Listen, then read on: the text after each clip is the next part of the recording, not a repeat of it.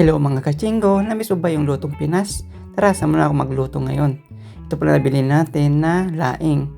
Kailangan muna natin ito ng pakuluan kasi patigas ang laing dito. Isusunod naman natin na paghihiwa ng ating luya. Isa pala ito sa pampalasa ng ating pagkain kaya huwag natin kalimutan. Sunod naman natin itong bawang. Siyempre, hindi mawawala itong sibuyas. At siyempre, yung ating pangsahog. Mayroon pala ditong overload. Meron tayong liempo, mayroon din tayong chicken, at syempre mayroon tayo ditong crab stick. Diba? Overload na to. Parang diwata overload lang. Kaya ano pa hinihintay nyo? Tara, iwain na natin. Ito na pala, kompleto ng ating sahog at saka mga sangkap na panghalo natin ito. Susunod naman natin itong gata. Papakuluan lang natin to.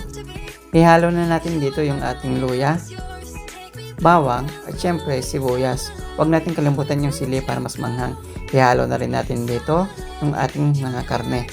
Lagyan na rin paminta, asin, at saka konting pangpalasa. Halo na rin natin dito yung laing nating pinakuluan kanina.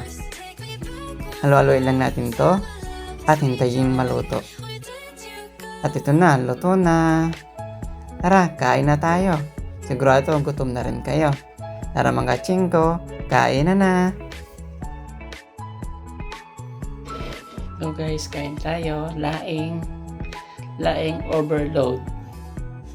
Yan guys. Nagluto tayo ng laing dito sa Korea. Namiss ko kasi yung pagkain Pilipinas eh. Tara, kain tayo.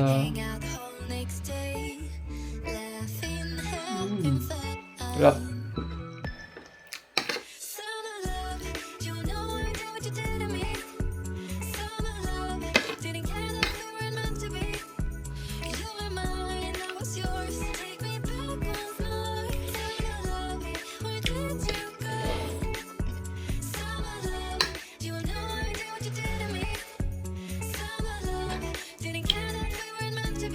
Laing overload.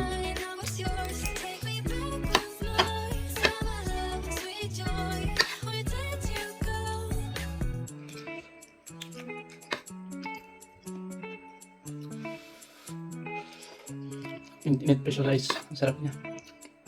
May crab stick siya. Overload talaga siya.